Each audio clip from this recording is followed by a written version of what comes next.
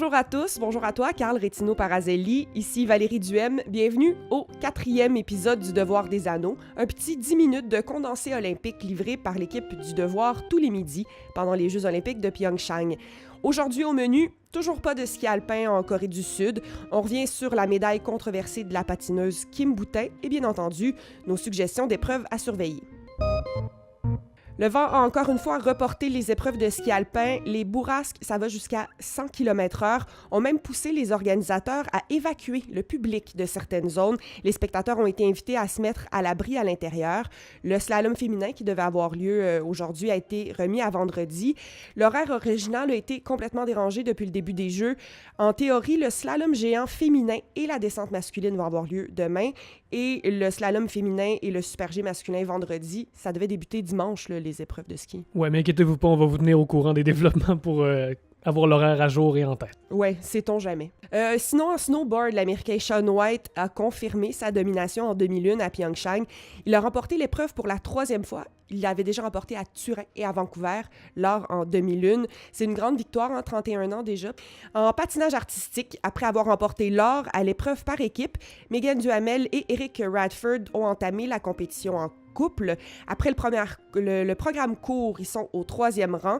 Ils ont été sacrés champions du monde en 2015, en 2016. C'est donc une vraie chance de médaille. Et le Canada, par contre, n'a pas remporté de médaille hier. On est au 4e rang du tableau des médailles avec une récolte de 10 récompenses, dont 3 en or. Les câbleaux-diffuseurs paient des millions de dollars pour obtenir les droits de diffusion des Jeux olympiques, mais pourtant, Stéphane Baillargeon, c'est pas si populaire que ça a l'air, les Jeux olympiques. Ah oui, ils paient même des milliards quand on additionne tous les petits montants, petits là, en termes de dizaines de millions versés par les petits diffuseurs du monde, aux milliards versés par le diffuseur américain. Là, on arrive à des sommes, c'est ça, astronomiques. Et puis pourtant, c'est pas si populaire. On le voit bien avec les chiffres canadiens là, qui commencent à sortir. Dans ce cas-là, on voit bien que Radio-Canada essaie de nous faire croire là, que tout le monde est scotché devant l'écran ou les écrans, puis regarde ça.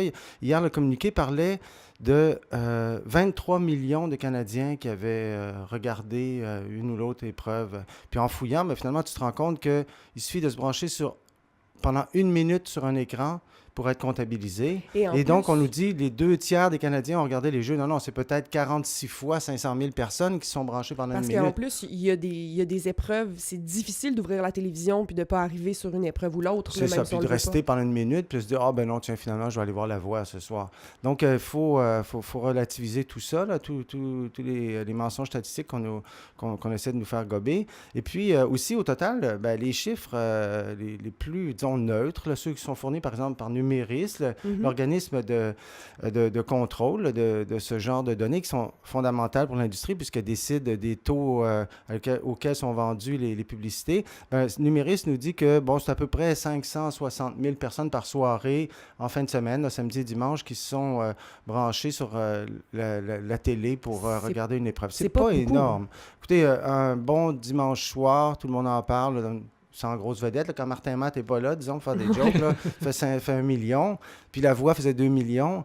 À TVA, ils doivent être morts de rire, là. Ils doivent se dire « Wow, c'est quand même formidable. Notre concurrent dépense à peu près 5 millions par soir pour aller chercher le droit de diffusion olympique. Puis pendant ce temps-là, il diminue de moitié le dimanche soir ses rendements devant les écrans. Et puis nous, à TVA, on fait 2 millions d'entrées. » Mais j'ai été surpris de voir les chiffres concernant la diffusion en direct. C'est pas plus performant que ça? Il n'y a pas plus de popularité? Non, il n'y a pas.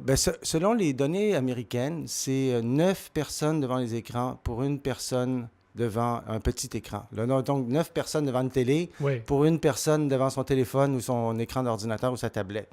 Ici, ça doit être à peu près la même chose. Les données qu'on m'a fournies là, à Radio-Canada, c'est 1,7 million de branchements depuis le début des Jeux. C'est ce qui n'est pas énorme par jour. Puis, il faut voir combien de temps durent ces branchements. Ça peut être, habituellement, tu ne passes pas 5 heures à regarder les épreuves là, sur ton téléphone. Ça peut être dans un autobus, regarder un peu ce qui se passe et tout. Donc, c'est ça. Je crois qu'il faut quand même pas exagérer. Et je crois aussi, ce qui est important de mentionner, c'est le vieillissement constant du public. Ça aussi, ça m'a étonné. On était un peu en bas de 50 ans il y a 10 ans, 47, 48 ans, là, à Londres ou pour d'autres jeux. Ou à Vancouver. Puis maintenant, à Vancouver. Puis là, maintenant, on est rendu à 50-50 déjà aux États-Unis, de moyenne d'âge pour le téléspectateur. Ça veut dire que c'est un événement formidable là, du point de vue des performances. C'est comme dit la formule là, de Coubertin, c'est la jeunesse du monde qui se donne rendez-vous là, pour s'envoyer des balles puis courir plus vite. Puis finalement, ça veut dire qu'au total, peut-être la jeunesse du monde n'est pas tant intéressée que ça par ces épreuves. Le comité olympique fait des efforts en ce sens-là, avec plus d'épreuves en snowboard, plus d'épreuves en ski alpin, l'escalade qui va faire son arrivée aux Jeux d'été aussi. C'est fait pour rameuter les plus jeunes qui sont intéressés, par exemple, par ce que nous propose Red Bull comme épreuve, là, beaucoup plus spectaculaires, qui sont d'ailleurs souvent, sauf dans le cas de l'escalade, des épreuves avec une certaine portion esthétique. C'est pour ça aussi qu'elles sont si spectaculaires et qui sont jugées, donc, on en parlait l'autre jour, là, subjectivement plutôt qu'objectivement, avec de la chronométrie, par exemple. Merci beaucoup, Stéphane. On va regarder les jeux ou pas. La patineuse de vitesse courte piste Kim Boutin a bénéficié de la disqualification d'une adversaire sud-coréenne pour accéder au podium. Les Coréens le prennent vraiment pas. L'athlète de 23 ans a été contrainte de fermer ses comptes de réseaux sociaux après avoir été l'objet, entre autres, de menaces de mort de la part de fans fâchés par la défaite de leurs compatriotes. Carl, on a vraiment cherché beaucoup pour trouver l'explication de la disqualification et c'est pas le royaume de la transparence. Non, en fait, on voit, quand on regarde l'épreuve en reprise, que les juges voient la reprise vidéo, décident de disqualifier la Sud-Coréenne. On comprend, en lisant les textes et tout ça, que c'est la Sud-Coréenne qui a visiblement eu un contact avec Kim Boutin, c'est ce qui a causé la disqualification. Mais c'est que là, ça a enflammé les réseaux sociaux. Et là, les gens se demandent, oui, mais Kim Boutin aussi a poussé la Sud-Coréenne. Pourquoi ce geste-là n'a pas été sanctionné? Et ça, on le sait pas trop. On peut analyser le règlement qui est visible sur le site et j'ai cherché longtemps pour un rapport officiel de course qui détaille un peu les événements. Le mieux que j'ai trouvé, c'est une disqualification pour interférence. Donc, en gros, je pense que ça a un peu contribué à la grogne populaire et, comme tu le disais, au message haineux dont a été victime Kim Boutin. C'est pas facile, elle est toute jeune, c'est ses premiers Jeux olympiques. Et ça nous mène à notre personnalité du jour, Fabien Abjans. Lui, c'est le préparateur mental de l'équipe canadienne de patinage de vitesse courte piste. Il doit en avoir plein les bras aujourd'hui pour s'assurer que Kim Boutin va avoir la concentration pour continuer parce qu'il lui reste plusieurs épreuves. Ceux qui ont suivi les Jeux de Sochi, vous vous rappelez peut-être que le patinage de vitesse courte piste, l'équipe canadienne a eu des contre-performances, des chutes en finale, en qualification. Ça s'est pas bien passé tout de suite. L'équipe est donc allée chercher Fabien Abjans, qui est un préparateur mental. C'est un psychologue du sport, dans le fond. Mais lui, son travail est un peu plus complet. Il s'implique aussi en entraînement. Il s'assure que les athlètes sont vraiment dans la meilleure disposition possible pour performer. Fabien Abjans travaille aussi avec des joueurs de hockey, avec des boxeurs, avec des plongeurs. Il est attaché, entre autres, à l'Institut du sport du Québec. C'est assez nouveau au Québec, au Canada, qu'on réfléchit à l'importance de fournir aux athlètes un entourage complet avec des nutritionnistes, avec des psychologues sportifs, des préparateurs physiques qui vont au-delà de l'entraîneur. Et dans le cas de Kim Boutin et des contre-coups qu'il y a eu sur les réseaux sociaux, elle a dû fermer ses comptes. Ça fait exactement partie des cas pour lesquels Fabien Abjans est appelé à intervenir. Carl, d'ailleurs, tu l'as rencontré avant les Jeux. Oui, je l'ai rencontré avant les Jeux et il m'expliquait un peu à quel point ça peut être nocif pour les athlètes d'être scotchés aux réseaux sociaux. D'un côté, c'est vraiment bien parce qu'on reçoit les encouragements des Canadiens et des gens du monde entier quand ça va bien, mais quand ça va mal, ou que dans ce cas-ci, ça va bien, mais qu'on arrive en collision avec une adversaire, ça peut causer des dérapages. Et ce qu'il m'expliquait, c'est que plusieurs athlètes de l'équipe canadienne, y compris Marianne Saint-Gelais, y compris Kim Boutin, ont décidé de laisser la gestion de leurs réseaux sociaux à d'autres personnes pendant la durée des Jeux pour ne simplement pas y avoir accès et pas être influencés. On travaille également à avoir un niveau de concentration qui est adéquat. Pas nécessairement porté systématiquement sur soi, ni sur l'enjeu, les distractions, mais plus sur sa course, l'événement qu'on veut effectuer, pour qu'une fois rendu dans sa course, on soit absorbé par la course, et non pas par les distractions ou le stress qui nous est présent. Donc là, dans le cas de Kim Boutin, on dit que c'est pris en main par le Comité olympique canadien, même le comité organisateur des Jeux, le CIO même. Donc on ne sait pas trop si elle a été consciente ou non de ce qui s'est déroulé hier. Mais certainement que l'ambiance peut-être sera différente lors des prochaines compétitions de patinage de vitesse courte piste. Certainement, ça reprend samedi, d'ailleurs. Sinon, Carl, qu'est-ce qu'on surveille ce soir et demain à Pyeongchang? J'ai 3 suggestions pour toi, Valérie, et pour ceux qui nous écoutent. D'abord, du patinage artistique. Tu parlais tout à l'heure du programme court qui a eu lieu donc hier soir. Et donc, ce soir, c'est la conclusion du programme libre de patinage en couple. Donc, ça, pour clarifier les choses, patinage en couple, c'est en couple, comme ça le dit, mais avec les figures acrobatiques. Alors que le patinage en danse, lui, il n'y a pas de figure acrobatique, mais ça se fait à 2 quand même. Donc, le programme court présenté hier, programme libre ce soir. On surveille évidemment Megan Duhamel et Eric Radford, 3e pour l'instant, comme tu le mentionnais. Ils sont 2 fois champions du monde, tu le disais aussi. Et pour la petite histoire, Eric Radford, c'est intéressant, il raconte dans un extrait de biographie qu'il a commencé à patiner à l'âge de 8 ans. Et pourquoi il a fait ça? Parce qu'il a vu Nancy Kerrigan au jeu d'Albertville en 1992. Et là, on sait que Nancy Kerrigan, ces jours-ci, est soudainement populaire parce que c'est elle qui a été attaquée par l'entourage, disons ça comme ça, de Tonya Harding. Et là, ça fait l'objet d'un film.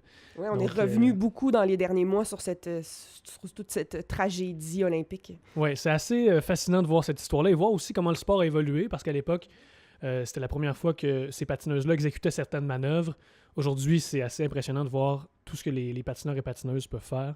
Donc, le film s'appelle I, Tonya, si ça vous intéresse. Mais le programme libre, lui, c'est ce soir à partir de 20h30. Les Russes ont tiré des leçons, d'ailleurs. C'est beaucoup plus facile de prendre de la dope que d'aller attaquer son adversaire à la barre de fer, c'est ça? Ah, mais ils se sont fait prendre la main dans le sac quand même, hein? Faut se le dire.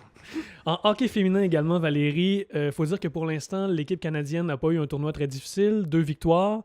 Une très convaincante contre les athlètes olympiques de Russie, une autre un peu moins convaincante, mais victoire quand même contre la Finlande. C'est la vraie affaire là, qui commence. C'est ça. Donc ce soir, ça se corse, un match contre les rivales américaines. Donc c'est ça. Si vous ne savez pas la dynamique qui existe dans le hockey féminin, ben, c'est grosso modo 2 équipes qui prennent la première et la deuxième position à chacun des grands événements. Qui s'échangent les titres d'une fois à l'autre. C'est ça. Donc, disons que le Canada gagne la bataille olympique. L'équipe canadienne féminine est en quête d'un 5e titre olympique consécutif. Mais si on regarde attentivement, on remarque que les Américaines, elles, ont gagné les 3 derniers championnats du monde. Donc, la compétition annuelle hors année olympique qui détermine l'équipe gagnante à travers la planète. Donc là, qui a l'avantage, c'est dur à dire.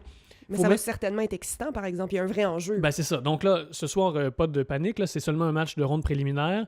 Mais on peut deviner que c'est un peu la finale avant la finale. Donc, c'est à voir à partir de 22h. Et pourquoi il n'y a pas plus de rivalité que ça? Pourquoi d'autres puissances olympiques, là, comme puissances, en tout cas des pays olympiques, pays de hockey, pardon, comme la Suède, la Russie, la République tchèque, la Finlande, forment pas des équipes féminines pour essayer de venir jouer de ce côté, là, où visiblement il y a une médaille à prendre, s'il y a que 2 équipes qui s'affrontent? Oui, ben en fait, c'est vrai que chez les hommes, on sait que les pays scandinaves, notamment, sont très forts. La Russie est très forte aussi. Chez les femmes, ces pays-là sont quand même les plus proches poursuivants, mais le sport s'est pas développé de la même façon là-bas. Il n'y a pas une tradition de hockey aussi développée. Déjà que dans le hockey féminin, c'est relativement récent comme sport. Donc, il faut croire qu'en Amérique du Nord, ça s'est fait plus vite. Mais graduellement, il ne serait pas surprenant que des joueuses européennes prennent le devant un jour. Alors voilà pour le hockey. Et demain matin, je vous fais une dernière suggestion. Il y a du patinage de vitesse longue piste. C'est le 10 000 mètres chez les hommes. Et là, il faut surveiller encore une fois Ted Jan Bloemen, notre Canadien d'origine néerlandaise dont tu parlais plus tôt cette semaine. Pour le rappel, ce gars-là a décidé de porter les couleurs du Canada il y a quelques années parce que son père est né au Nouveau-Brunswick, donc il peut revendiquer la citoyenneté canadienne. Il est depuis devenu, en quelque sorte, la vedette de l'équipe canadienne. Il a gagné l'argent aux 5000 mètres dimanche. Et en plus, c'est lui qui détient le record du monde sur 10 000 mètres. Il a établi sa marque à Salt Lake City en 2017. Donc, il a de bonnes chances de médaille, c'est certain. Mais je vous dirais qu'il devra jeter un œil sur un certain Sven Kramer, lui aussi des Pays-Bas, qu'il connaît sans doute très bien. Kramer, c'est une légende du patinage de vitesse longue piste. Il est champion en titre sur 5000 et sur 10 000 mètres. Il empoche 7 médailles olympiques, dont 3 d'or. Bref, c'est l'homme à battre dans toutes les épreuves. C'est le roi, c'est lui qui règne sur le patinage de vitesse longue piste. Voilà, donc confrontation entre un Néerlandais et un Néerlando-Canadien. demain matin à partir de 6 heures. Merci, Carl. Pour patienter jusqu'au début des courses de ce soir, je vous suggère vraiment d'aller voir l'application mobile du Washington Post. Le quotidien a créé un quiz en réalité augmentée. C'est vraiment fascinant. C'est gratuit aussi. On le télécharge sur le téléphone. En gros, on choisit entre 2 disciplines, laquelle sera la plus rapide. Et ensuite, en réalité augmentée, on voit la course devant nous. Donc, on peut circuler autour de la piste de course, donc la voir de plusieurs angles. On la voit donc à travers notre écran de téléphone dans l'environnement où on se trouve. D'abord, il y a 4 courses. Ensuite, on peut les créer nous-mêmes, donc le bobsleigh contre le curling et ainsi de suite. Je veux pas vendre de punch, là, je veux pas divulgacher, mais le bobsleigh, ça va vraiment vite. Vraiment vite. C'est tout pour cet épisode du Devoir des Anneaux. Merci Carl, merci Stéphane, merci à Guillaume Levasseur aussi au son. On se retrouve demain.